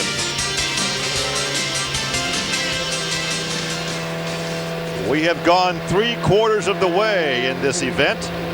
Some 48 laps to go. Scott Sharp will restart in the 4th position. But your leader will be Scott Dixon in the Chip Ganassi target entry. Well, I tell you what, you take a look at the new teams that have come over to run this series. They're talking about the best fields ever in the type of the talent of drivers, the crews, the cars. And this is going to be a series that's totally up for grabs. Yeah, it certainly is. I mean, there are so many good teams, so many good drivers, so many good crews. It's going to be a very difficult series to win.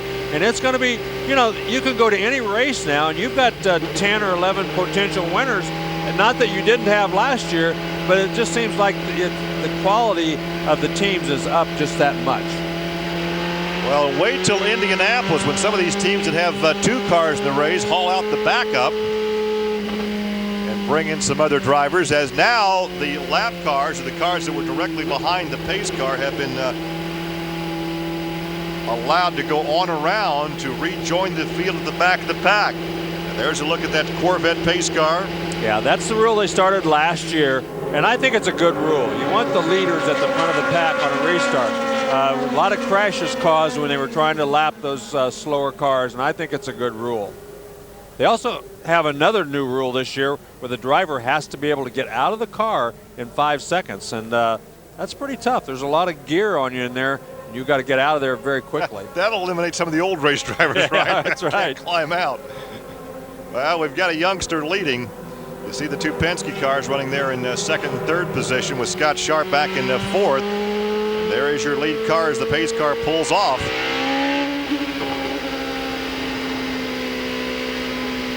We are about to go back to green flag racing in the Grand Prix of Miami. Scott Dixon, the 22-year-old from Auckland, New Zealand. Well, the Kiwis, of course, lost the America's Cup here recently, so this would certainly give them something to cheer about in the sports world if Scott Dixon could pull off a win here in his first IndyCar Series race. Into spring here in the Northern Hemisphere, our racing buddies in Auckland are heading into the fall of the year. So they go from the racing season to the rugby season down there at Western Spring Speedway in Auckland. All right, they're all lined up single file as that parade works off the corner, and there is the green flag. We're back to racing as they complete lap 155. Scott Dixon did a great job. He got a good start. Sometimes the veteran, look at Scott Sharp. He's down to the inside, and he gets around Cass. Oh, no! yet, not yet. He didn't. Almost contact in turn one, and he lost some I think there was RPMs. contact. I think there was contact. Well, he loses a position. He lost the momentum with or without contact, and he lost a position. Yeah, he certainly did. I believe that was Kanaan. Hard to tell those two cars apart, but I think that was Kanaan who got around him. Well, so you got the Ganassi team out in front. The Penske guys are running second and third. It'll be interesting to hear Scott Sharp's take on that, because during that, when he came in there, I think Castroneves came down the racetrack and barely touched him, and Scott Sharp had to get out of the throttle, and when he did, he lost the spot. Well, Robbie Buell brought out the last yellow with that crash, and momentarily we'll hear from the driver. Driver of the Dreyer Reinbold team, sponsored by Purex. Robbie. Well, actually, we're pretty happy with our race car relative to things, but in traffic up there it was real loose. We had our sticker tires on. That was our time to make up ground, and it went one time. I thought I had it, got another time, so not what we wanted, but we had an okay race car. Thanks, Robbie. Robbie Buell talking to Jack Arute back in the infield area after being checked out, despite the fact he climbed out on his own. He went to the infield care center to have that mandatory checkup. Back to the action. And again, fourth place does belong to Tony Kanaan. Scott Sharp back to fifth. Michael Andretti is sixth. Yeah, and they've settled into a pretty good pace right now, and Scott Dixon very comfortable out in that lead, running a little bit quicker than anybody else on the racetrack right now. Tony Kanaan is the guy that appears to be the biggest threat, because he has been the fastest guy on the racetrack for the last few laps. Well, keep in mind, Tony Kanaan, had it not been for that bad pit stop, would likely be leading this race right now. Yeah, he and Scott Sharp actually had the two quickest times on the racetrack last time. So the guys running in fourth and fifth were the fastest two cars around the racetrack last time around. And Scott Sharp has been very, very quick also for most of this race, especially the last half of it. Well, Scott Dixon continues to lead this thing in the Toyota-powered entry. That's a G-Force chassis, and we only have 5 of those chassis in the race. Yeah, he looks extremely strong right now. Again, from a road racing background down in New Zealand, he's come up here. He's run ovals a lot with kart, but it isn't his specialty. But he certainly has been strong here today. And it appeared that as the race went along, he just got faster and faster. They made the adjustments during the pit stops, and every time he came back on the racetrack, he's been very quick.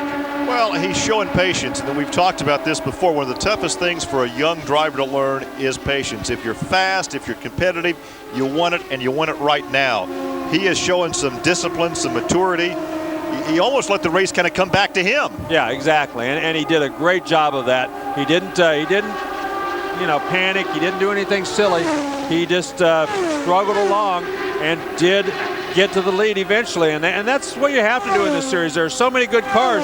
You can't panic. You can't try to make everything happen all at once. But look at this, the first 5 cars all within about a half a straightaway of each other. Well, Schechter is back in 7th position. I think he is the last driver on the lead lap in 7th.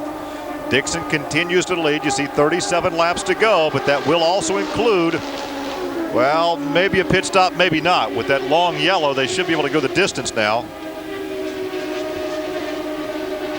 But you take a look at Sam Hornish, he'll have to stop, I would guess, one more time, because he's been pitting early. Yeah, he might have to stop. He may be one of those that has to come in. But the first 7 or 8 guys, the guys that are right now in contention for the lead, are not going to have to stop, and they're all in pretty good shape. Well, there's on board with Scott Sharp back in the 5th position. And as you said earlier, a couple laps ago, Tony Kanaan and Scott Sharp were the 2 fastest drivers. Now, it's one thing to turn in a fast lap. It's something else to close in and get around somebody. Yeah, it is. And right now, nobody seems to have anything at all for Scott Dixon. Scott Dixon just every lap pulls away to a 1/10 of a second, a half a tenth more of a lead from everybody. Look at Scott Sharp, though, back there in 5th. He is gaining on Tony Kanaan. So the best battle on the racetrack is not up in front, but for 4th position between Tony Kanaan and Scott Sharp. Kanaan in the Honda-powered Delora. Scott Sharp has the Toyota-powered Delora. And there you're riding back with Sam Hornish presently in 11th position. So he's had some pit stops that have cost him. The last because he made it under green, then the yellow came out. But for some reason, that team has been making early pit stops this afternoon. We'll watch that next time when we get to Phoenix if that continues. Well, I think before Phoenix, Chevrolet is going to come out with some new engines. I know they're working on a new set of heads for this engine. I think they'll probably have them available before Phoenix. They know they're a little bit behind the game. They know they've got to make some changes to the engine. They just realized it a little too late. But it may not just be a case of horsepower, Larry, but he's pitting early, which indicates to me that the fuel mileage is not as good. Well, and that's a big factor. They can't just add horsepower. Usually when you add horsepower, you take away from fuel mileage, so it might be a big factor. Oh, look at this! Scott Sharp had the front end wash out on him, and he had to backpedal out of that thing to keep it off the wall. He did the same thing coming off of turn 4, so that's one of the reasons he's lost so much ground. He was gaining on Tony Kanaan. Now all of a sudden he's moving backwards a little bit, and I think it's all because of that big push he's got down there in the corner. Was he overdriving it? I don't think so. I think it's, the cars just sometimes do that. He might make a little bit of a sway bar adjustment, something which he can do inside the car. Or you can see again, he's having a little bit of a problem down there in the same place on the corner. That's the same shifting. I was looking to see if he was shifting like we saw Hornish earlier. I didn't notice that he was. I don't know. I don't think I haven't seen it anyway. Off the corner. He didn't shift there. Talking to his team as he hits that button on the steering wheel. No, he's not shifting. He's a very calm and cool. Look at this, though. He's closing in, though.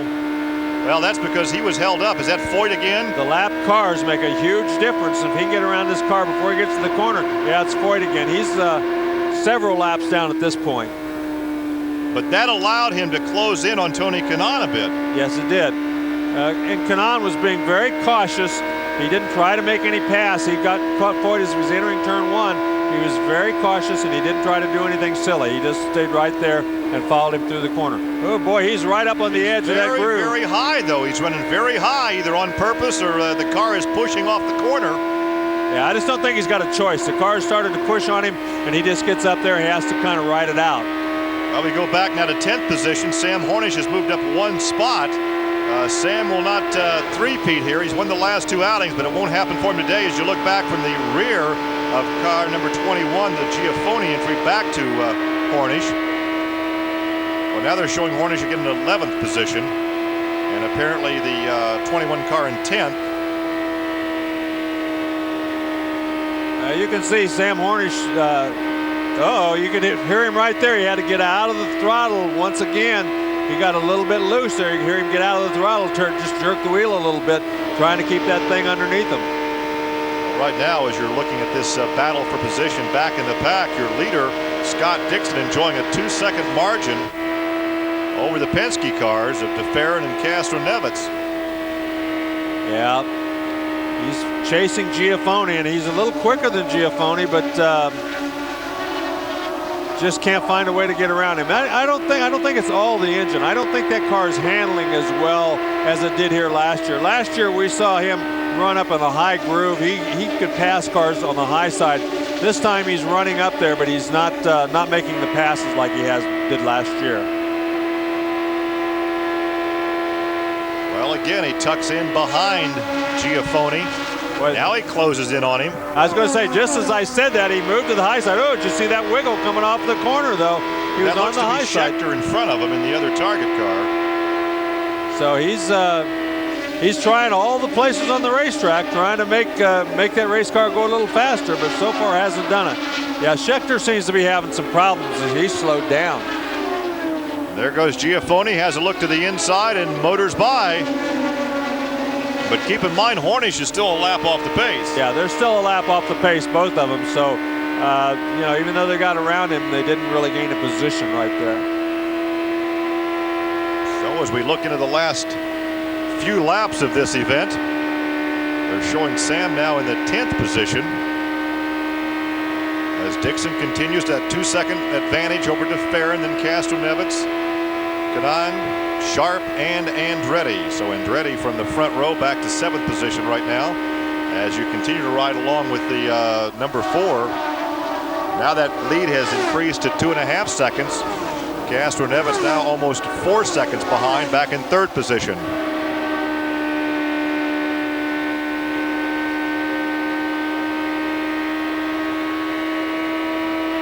Sam Hornish struggling a little bit here in his first race of the year, trying to come back. Boy, he's trying to come back and win his 3rd consecutive championship, and he's just not nearly as strong as he had hoped here today. Well, 22 laps to go, and I tell you what, these 22 laps are going to be tough for that young Scott Dixon because he's got a couple of veterans behind him, and he's probably talking to himself right now. Well, he is talking to himself, and he said, man, this seems way too easy right at the moment. I hope nothing changes in the last 22 laps. And I'm sure at the same time, both Castroneves and DeFerrin are talking to their pit guys saying, what can we do? What do we need to do? And I bet you they're hoping for a yellow because they want to come in and make some changes to the car. Well, sometimes for a young driver, Larry, it's easier to be chasing somebody than to be chased, because right now Scott Dixon's out in front. It'd be very easy for him to lose the rhythm and make a mistake because he is being pressured by 2 Penske drivers. Well, that's right. He is a veteran. He's only 22 years old, but he's proven before that he can drive these cars. He's with a great team that has a lot of experience. Chip Ganassi doesn't put anything on the racetrack that's not top shelf. So he has really done a great job here. And I know that he's the one guy on the racetrack right now that's hoping that he does not get a yellow flag. He's very happy the way things are going. He went by Hattori there in the Epson car. That's the other A.J. Foyt car. We documented earlier that Hattori actually brought the funding for that car, and he's going to run through Indianapolis. And then that car will be turned over to Ayrton Dare. So Dixon continues to lead it now, just under a 3-second margin over Gil DeFerrin, and just 4 seconds over 3rd place Castroneves. And there is Hornish trying to get by the number 10 of Scheckter. He moves to the inside. And look at that. He had a run on him. Horsepower showed right there. He did not have enough horsepower. He had a run on Scheckter and did not have enough momentum down that straightaway to make the pass. I think that was clearly the fact that the Chevrolet did not have the horsepower that the Toyota had. Scheckter in the Toyota-powered target entry for Chip Ganassi, the Chevrolet power plant for the Pennzoil Panther team. And you can hear that engine at full song before he backs out of it in the corner and gets back on the throttle. Yeah, he's not on the rev limiter. No, he's doing everything he can do, but you know, it's just not going to be his day. He's going to have a tough time, and he's not going to be one of the guys contending for the lead when it's all over with. And you can imagine right now he is a very, very unhappy driver in that cockpit. Yeah, he is. He wants to be contending for the lead, not running back in 10th or 11th position. We've got 16 laps to go, and you ride with your leader. Scott Dixon did not qualify all that spectacularly yesterday. He started from the 12th position, but worked his way up, and as we said, kind of let the race come back to him. That car got better and faster and more competitive as the afternoon progressed. And now he's going to pull up in a couple of laps on a whole gaggle of cars down this front straightaway, and that could allow DeFerrin to close in on him. So traffic, you talked about tire wear and fuel being an issue. It could be traffic.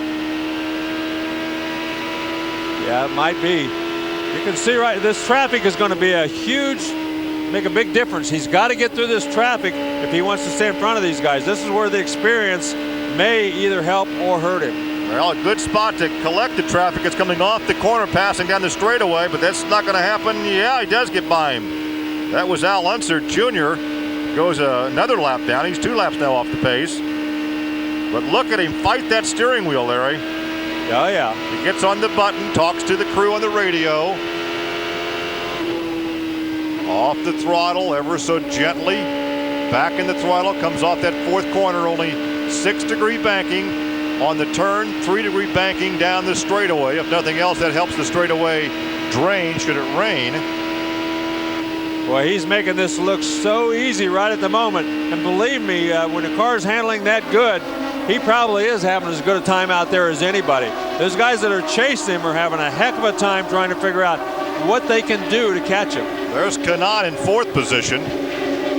His teammate Michael Andretti back in 6th. As you run through the field there, the upper left of your screen, and the type of power plants these guys have behind them. The only thing that DeFerrin can hope for right now is that your leader catches some traffic in the final 10 laps, and he has a shot at it. Look how much he's closed in on him right now. He's caught him big time as they've gotten into this traffic. So Scott Dixon has got to get through this traffic, get a couple of lap cars between himself and DeFerrin. Oh, look at this, moving down to let him go. I don't know, boy. That was Kenny Breck, and look at that. That's not exactly where DeFerrin wanted him to move back up in front of him. Yeah, DeFerrin, he moved down to the racetrack. Most of these guys are moving high and letting them go around. Breck moved to the bottom, and sometimes that's not what those guys expected, but it did give Scott Dixon a little bit of a break. But you know that Scott Dixon checked the side view mirrors, and he saw that he was closing in on him. Yeah, and he was very happy that happened. Now then, he's got 2 more cars. Oh, he caught them just at the wrong time. He's going to have to follow them through the corner. That's not a good thing. That's going to give DeFerrin a chance to catch him. And you can see he got out of the throttle and he cost himself. He's probably won't even catch him before he gets to the next corner. He's not going to. Let's see what happens. Oh, now DeFerrin is really closing in on him. This is where the veterans versus the rookies might make a huge difference.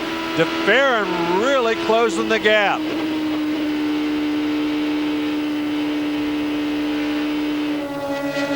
Nine laps to go, and Larry, we talked about how traffic will play into this.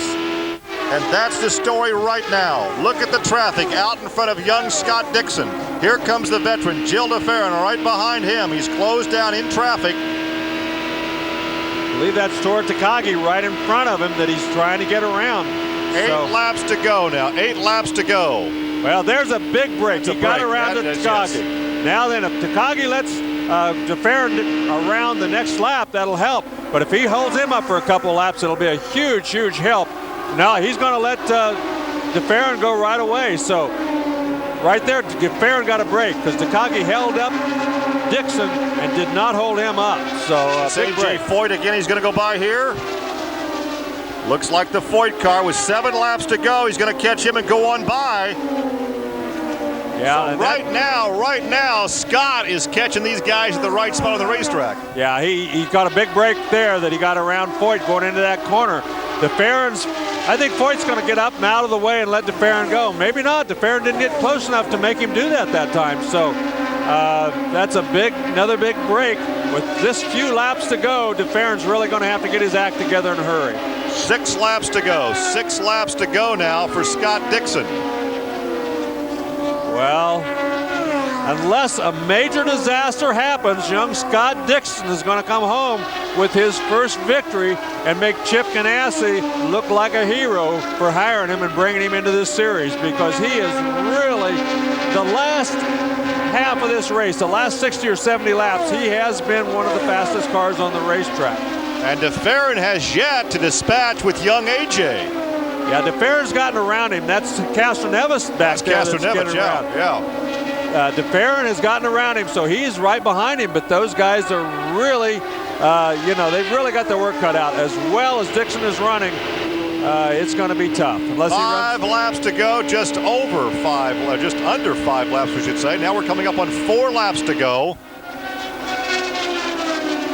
They do have a lap car in front of them, so this could be a big benefit. I think DeFerrin is running a little quicker on the racetrack right now. He seems to be in an open racetrack. He's chasing him down, but just very, very slightly, and he's not chasing him down enough to get around him. Well, there's one more lap car to deal with before they get the white flag. But here comes DeFerrin closing in. He is faster. He is quicker. He is catching him ever so slightly. And you see on the monitor, 3 laps to go. You look back from your leader to second place. So Scott Sharp, Toyota Power, leading Toyota Power. Oh, something was that? What was that? It came off the car, or was it something was kicked up?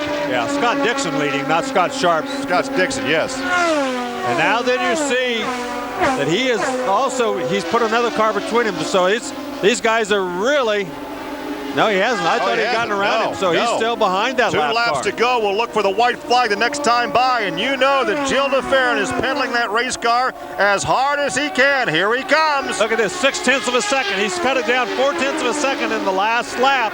So he is really picking him up. But man, oh man, no time left. Well, we've come to expect these tight, close finishes. 1 lap to go.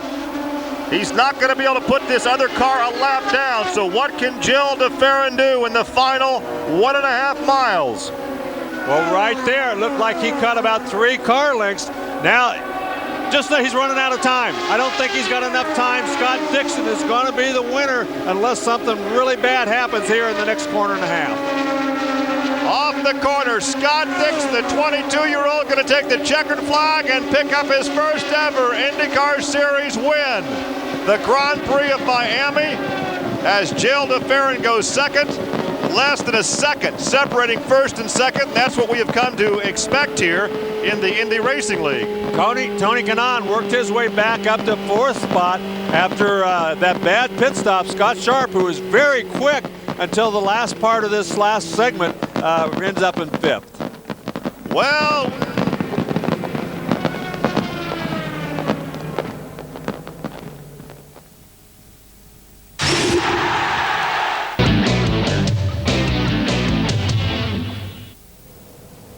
welcome back, and it's Toyota's first season in the IRL. It was the Toyota Indy 300, and of course, with Dixon winning in a Toyota with a G-Force chassis, Christopher Tate is absolutely ecstatic. Yep, I think that's probably fair, Keith. I mean, I do think that's a tremendous performance, yet regardless of the G-Force angle for a minute. A great run by young Scott. This is his first run in the IRL. Yes, he's a proven driver from the Champ Car Series, but these cars are different, and that was a good effort. We saw how hard Dario Franchitti found it, sadly, this weekend. Scott's driven a great race. He's held off the might of the Penske team. Indeed. Who've impressed. The Honda engines have impressed, and yet the Toyotas won the race. But really, honestly, it's a very exciting moment for everyone in the G-Force camp, you can be sure. Not just for the Target Chip Ganassi team, who were the first people to decide to run with the new G-Force chassis, so good for them. But really for everyone who's been involved, all the suppliers, everyone. It's been a long, hard winter. And all round the Elan group, you can be sure there'll be a few bottles being cracked You can open. be sure that every team has been working that hard this year with the rule changes and the chassis changes as well. But I've got to say, Scott Dixon, having qualified down in 12th place, were you at any time before we came on air confident that he and the team could actually pull up the trees that they have done here?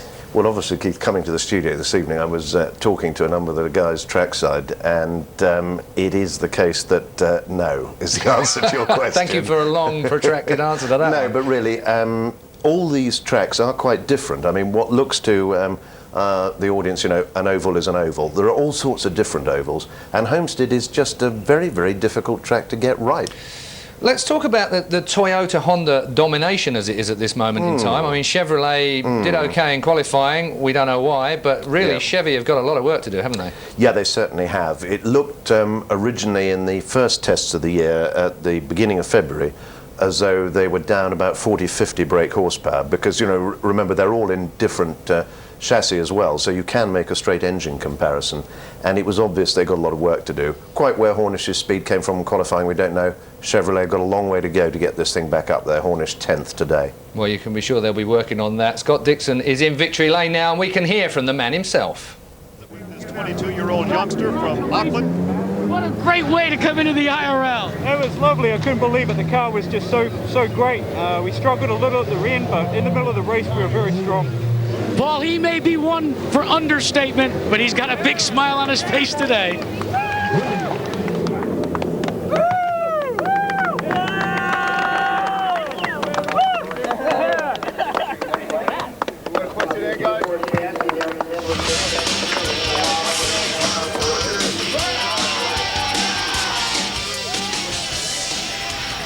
Well, you can see confirmation of the result there. I have to say that it's not just a result for Toyota and G4, it's also one for New Zealand as well. Scott Dixon not won for a little while, and he's New Zealand's best racer since, well, for as many years I can remember. Yes, we start making ourselves feel old, Keith, and start talking about Chris Amon and Denny Hume and people. Yeah, no, it's a tremendous result. He worked very hard to make his way up through American racing, didn't go the conventional route for a Kiwi racer coming to Europe and so on, and he's really done a great job. He's a right little star. He's going to be good, and with two young kids in the Ganassi camp, him teammates with Scheckter, you can expect to see there's going to be quite a lot of on-track rivalry this year between those two teammates. Okay, what have we got to... We've had the first round now. You've been looking in depth right the way back down the field, through qualifying and through the race. What have we got to look forward to for the rest of this season right now? Who are going to be the people that are emerging? Well, all sorts of things. I mean, not just people, tracks as well, of course. In 2 races' time, we're off to Motegi in Japan for the first ever visit by the IRL outside the United States. That'll be interesting. Honda-owned track. Certainly Honda will be looking for a win, at least from the Penske team there.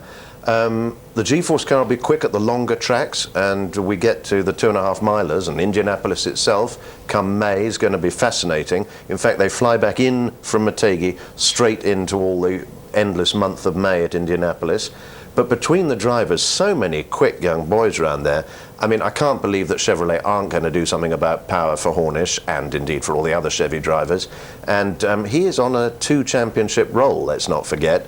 But now the competition's got serious with the arrival of all these cars out of Champ Car, with drivers of the quality of Franchitti and Andretti and Kanaan and so on. It's going to get tough. The competition is just going to get tougher and tougher. It's going to be a great season for the IRL. It's a great start to the season in the end. A bit of a slow start, but congratulations to Scott Dixon and, of course, the G-Force team. It all continues in just 3 weeks' time, and we'll be bringing you that race again on Sky Sports Extra. The date for your diary is Sunday, March the 23rd. The race is the Purex Dial Indy 200 from the Phoenix International Raceway in Arizona. Well, we hope you can join us then. In the meantime, my thanks, of course, to Christopher Tate. And of course to you for watching. We'll leave you with some of the highlights from today's action from the Homestead Miami Speedway. It's good night from us here on Sky Sports.